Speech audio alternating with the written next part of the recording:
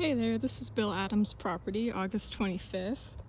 Starting in the front, these beds were looking really good, so I just had to do some pretty simple deadheading and then shaping up these bushes.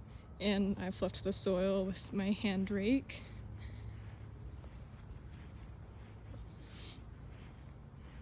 There wasn't too much going on up here, so it was a pretty quick pass through.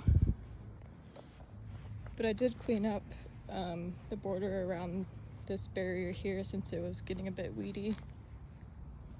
And the planters are also looking really good, so I didn't touch them today either.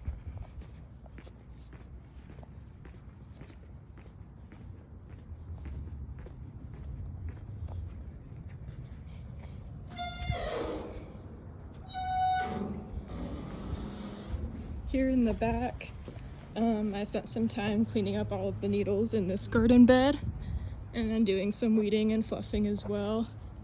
I tried to get down into this window well since we hadn't been down there a bit, picking up some needles, but I can definitely hit it again a bit more next time.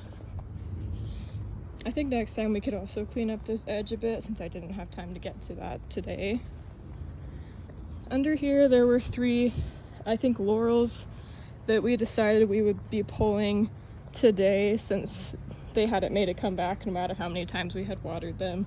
So I got rid of all of them just around here and tried to fill them in with as much soil as I could, but we could bring some extra next time if we need to or if we decide it's not holding up well.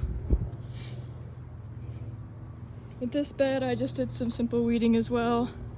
This planter we were pretty hopeful was gonna make a comeback, and there's some life in there, but it's still not doing very well.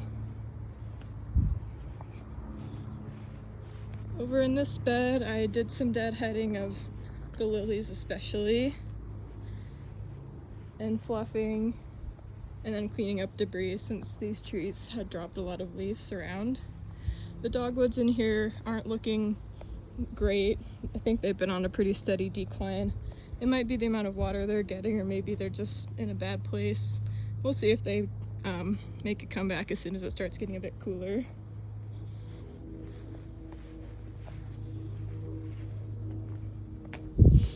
With the poolside bed, deadheading and weeding as well.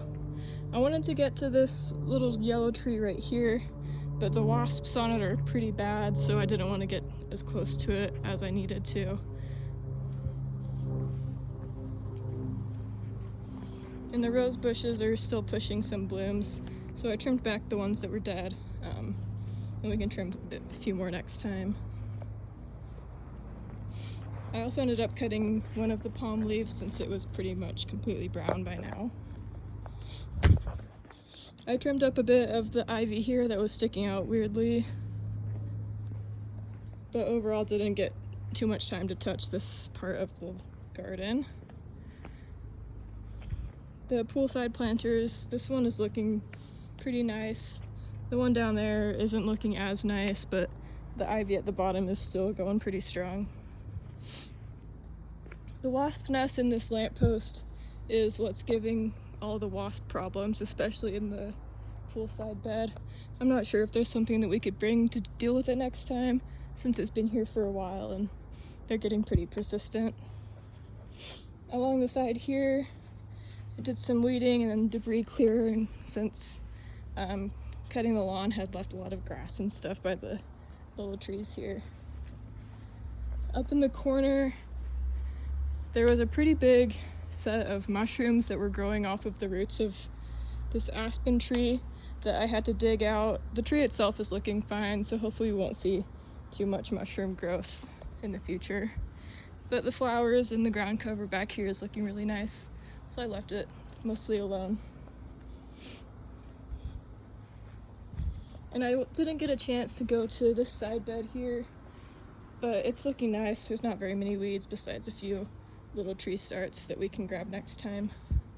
But the hostas and everything overall is looking really nice. I have noticed going around that there is a good amount of slug and snail damage on the hostas, and especially some of the flowers in the front beds. So definitely something to keep an eye on. It's not getting terrible yet, but they multiply quickly. And that's it.